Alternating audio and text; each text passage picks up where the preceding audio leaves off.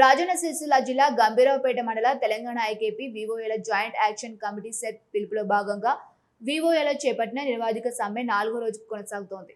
వివోఏలు చేపట్టిన దీక్షకు తెలంగాణ రక్షణ సేన మద్దతు ప్రకటించింది.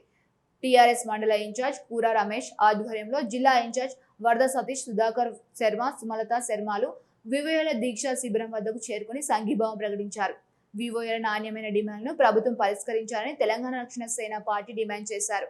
కాంగ్రెస్ ప్రభుత్వం మహిళలకు పెద్దపీట వేస్తోందని, గొప్పలు చెప్పుకోవడం తప్ప మహిళలకు చేసింది ఏమీ లేదని అన్నారు. ఇప్పటికైనా కాంగ్రెస్ పాలకులు స్పందించి వివోఏల నాణ్యమైన డిమాండ్లను నెరవేర్చాలని కోరారు.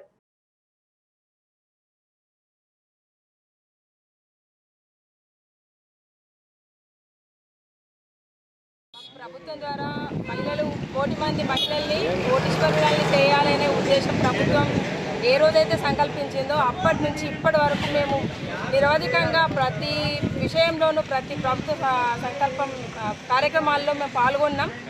అసలు మహిళలకి ఎన్ని రకాలుగా సేవ చేయాలనో అన్ని రకాలుగా ఇప్పటికి కూడా మా సేవలు అందిస్తూనే ఉన్నాం.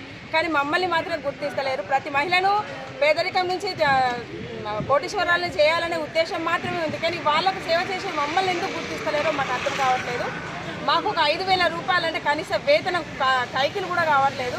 మాకు ఒక కనీస వేతనం 20,000 రూపాయలు అందజేయాలని మాకు డిమాండ్ ఉంది. మమ్మల్ని సెరుపు ఉద్యోగులుగా గుర్తించండి, మా పనితనానికి మాకు భద్రత కల్పించండి, మా డిమాండ్లను నెరవేర్చాలని ప్రభుత్వాన్ని. వీళ్ళ డిమాండ్లు ఏదైతే ఉన్నాయో దాదాపు ఈ గంభీరపేట మండలంలో 4 రోజుల నుంచి జరుగుతున్నటువంటి సమ్మెను ఎవరు కూడా పట్టించుకోవడం లేదు. కావున మేము మద్దతు తెలుపుతూ డిమాండ్ కూడా చేస్తూ ఉన్నాము. పరిష్కారం ఉద్యోగ భద్రత గత 25 సంవత్సరాలుగా వీళ్ళు పనిచేస్తున్న తాత్కాలిక ఉద్యోగులందరినీ పర్మనెంట్ రెగ్యులరైజ్ చేయాలని, అదేవిధంగా సమాన పనికి సమాన వేతనం ప్రస్తుతం మాకు కనీసం 5,000 రూపాయలు చాలని ఆ వేతనంతో ఎలాంటి ఉపయోగం లేదు ఉంది.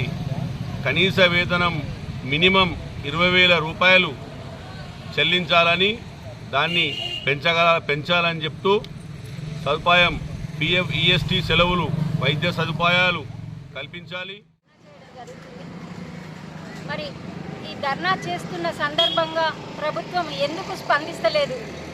జిల్లాల వారీగా 11 రోజులు గడిచిపోయింది. ఒక మహిళలై ఉండి ఇంత కష్టానికి ఓర్చుకొని వాళ్ళు రోడ్ల మీద పడి ధర్నాలు, నిరాహార దీక్షలు చేస్తున్నటువంటి తరుణంలో కూడా కాంగ్రెస్ ప్రభుత్వానికి ఏమాత్రం చింతన లేకుండా గడుపుతూ ఉన్నారు.